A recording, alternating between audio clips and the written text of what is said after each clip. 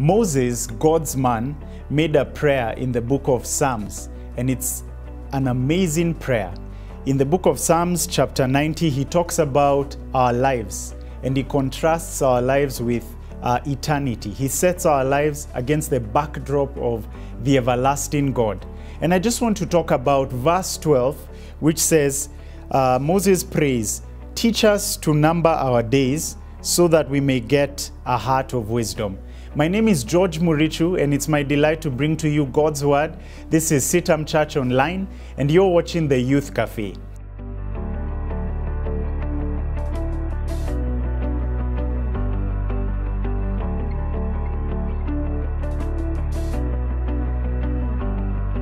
The reason I want to draw our attention to the brevity of our lives is the reality that just a week ago, Safaricom CEO Bob Collymore transitioned.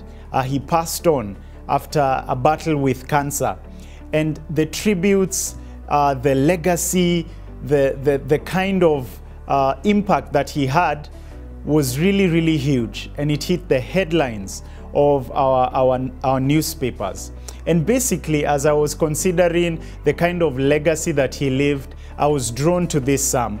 And I thought about my own life in light of the brevity of life, in light of the reality of death, in light of the fact that death is imminent. It may be any moment. No man knows the day nor the hour. And so there's the reality of our God coming back, and he may come back at any time. But there's also the reality of death, that no man knows the hour. It may be a week, it may be a month, it may be years, it may be decades. No man actually knows how much time that they have. And so Moses makes a prayer. And this prayer is one of those prayers where he's talking about God, the everlasting God. And then he contrasts that God with finite man. Then he talks about how man has various limitations. So I just want to highlight verse 12, which says, "Teach us to number our days that we may get a heart of wisdom." So Moses is already acknowledging that we are a people who need to be taught. We are a people who need to be instructed. We are a people who oftentimes we need to be reminded, but there are many, many times where we need to be instructed. We need the Lord to teach us. And Moses specifically says, teach us to number our days. Teach us to see how brief our lives are. I think about that nursery rhyme that says, "Merrily, merrily, merrily, merrily, life is but a dream." And there's some truth there. When you think about a dream, dreams are short. When you compare them with your whole sleeping time, dreams feature for a short moment. And after that, you wake up, you rise up, and the dream is over. Sometimes we don't even remember the dreams. If it's vivid, you capture it, you write it down, you consider it that possibly it could be a sign, maybe there's something that the Lord is speaking to you. But that's not what we're talking about. My point is to show us that life is like a dream. Life is transient. It passes by.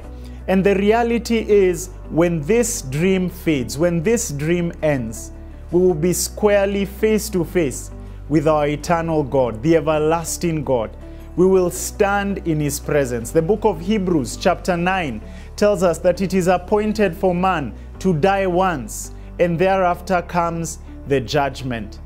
In light of this, Moses prays, "Teach us to number our days so that we may have a heart of wisdom." And later on, Paul would write in the book of Ephesians chapter 5.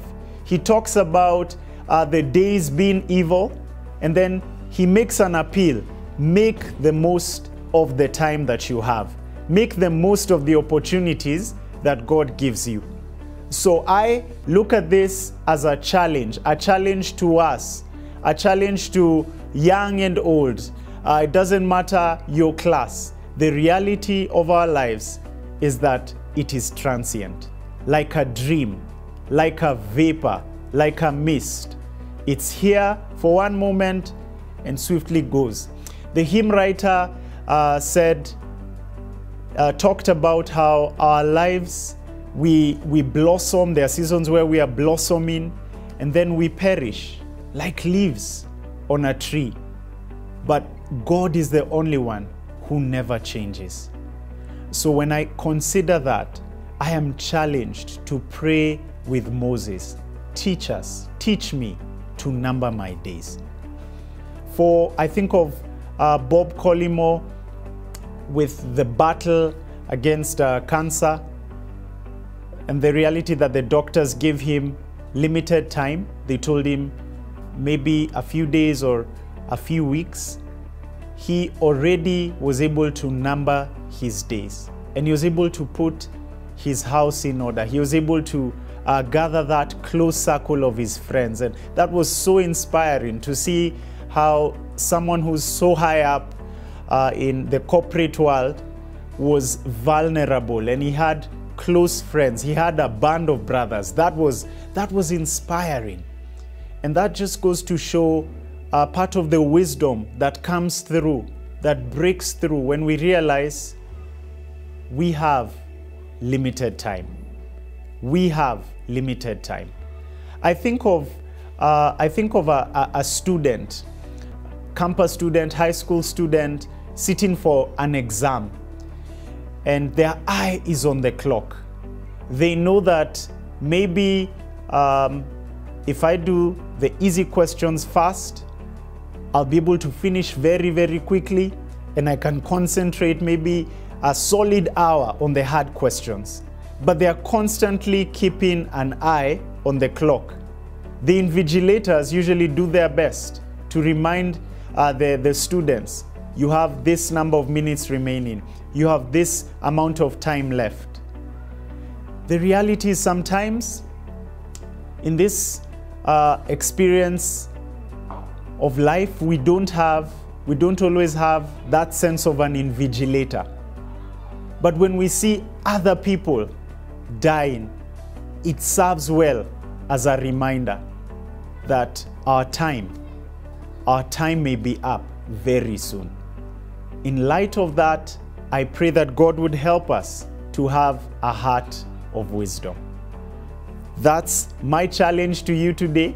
You've been watching CITAM Church Online, and this is the Youth Cafe. My name is George Murichu, and I would love to hear your thoughts, especially around this topic of death. Sometimes it sounds really morbid, but I'd love to hear your comments about it. Get in touch with us on our various social media platforms, Facebook, Twitter, and so forth. Let's engage. Thank you for watching, and God bless.